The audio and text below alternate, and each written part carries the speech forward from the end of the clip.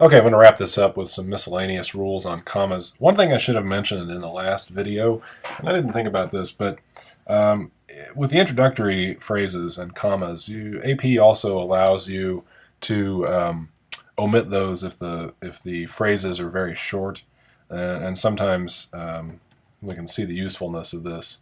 Let's see, here's a sentence I wanted to use. The next day we got sick. Okay, technically this phrase right here could be viewed as an introduction, okay, because it does come before the noun. This phrase doesn't actually modify the noun, it really modifies the whole sentence because it's describing when we got sick. It's describing when that happened. So technically, yes, that could be a comma.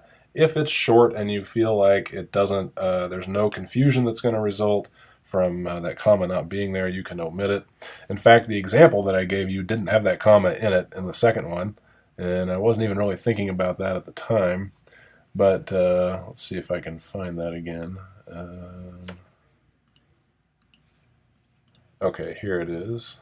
This was the full sentence from the last example. We ate a delicious meal, but the next day we got sick. So if you looked at this and said, well, this is an introduction of that second clause, you could put a comma there. Then you might say that, well, maybe this phrase is parenthetical, so I guess I have to put a comma here too. And before you know it, you've got commas running every which way in the sentence. So a little omission and some common sense will go a long way here in helping keep that straight. Okay, let's move on to some other uses here. I could go on all day talking about attribution and how to position it and how to punctuate it, but I'll just touch briefly on commas with attribution. If you take an attribution phrase and you tag it on to the end of a quote like this is the worst thing that's ever happened in this city, Smith said. This has to be a comma, okay? It can't be a period. It can't be anything else. It has to be a comma, and we'll notice that that comma goes inside the quotation marks, okay? This is the way it's done in American punctuation. So comma inside the quotation marks, always. And this applies at the beginning of a sentence as well.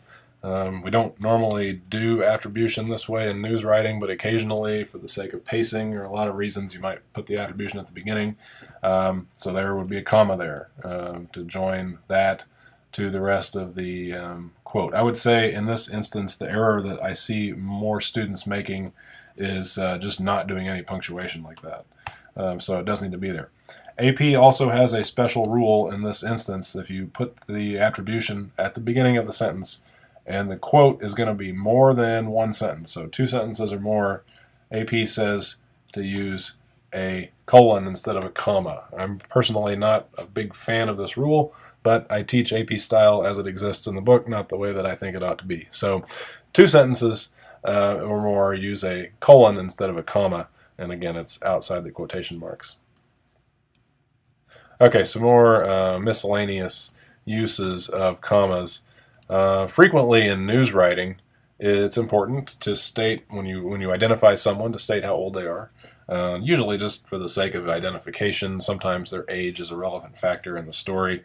If you do that, Mary Davis, 68, witnessed the crash. Again, we don't need necessarily to put the words age 68 or 68 years old, because I think everybody, when they see this, it's a convention. We understand. We see a name, we see commas, we see a number after it, we assume that it is the person's age and that their age is stated in years. And this is clear to virtually everyone. And again, this is a construction that we use a lot in news writing. Similarly, in news writing, we are frequently needing to say where people are from, where they live. So Jose Castro of St. Louis won the free tickets. So again, the AP Style book says if you identify a person by name and then their city, stating it after their name like that, then yeah, you go ahead and put commas around that phrase. It also says to do that even if you don't use a preposition like of. Even if you just say Jose Castro, St. Louis won the free. I'm not a big fan of doing this either. You'll see a lot of on like community news pages and obituaries and things like that. They'll identify somebody by their name and city with just commas. Personally, I think it gets confusing, especially when the names of the cities aren't very well known. So I like the of myself, but the style book does give you the flexibility to leave it out if you don't want to do it. Finally, if you do these two things in combination, we need a pair of commas. John Reynolds, 52, of Nixa, said he does not plan to vote. Okay, so we've got a comma setting off the age and a comma setting off the city. When I say setting off, I mean use them like parentheses where you put one before and one after. Okay. Finally, I would say let's just call this a group of types of phrases that just don't really fit into the grammatical structure of the sentence. They just sort of stand alone. If you begin sentences with yes or no, it indicates that this yes, I'm answering in the affirmative, or no, I am answering in the negative. Those things don't really, they're not the subject, they're not the verb, they don't really modify anything. I don't even know what part of speech you would call them. They don't fit in with the subject, verb, predicate of the rest of the sentence. I use that comma to separate them. Some transition words like however can work this way. There is no penalty for being late. Would be set off with commas. Also, what we would call a noun used in direct address. Kevin, please close the door. So we know that this sentence, please close the door, would be a complete thought on its own. The subject of the sentence is the implied you. In other words, the person who's being spoken to is the subject of the sentence. So when you say the person's name to identify that person, it's an extra element, and it needs to be set off with commas. Also point out a couple of instances where you should not use a comma, and people tend to use them. In names that have a suffix with them, like junior or senior or the second or the third or the fourth, it's common in a lot of uses to see those written with commas, but in AP style, we say no commas. AP is all about saving space when it comes to punctuation.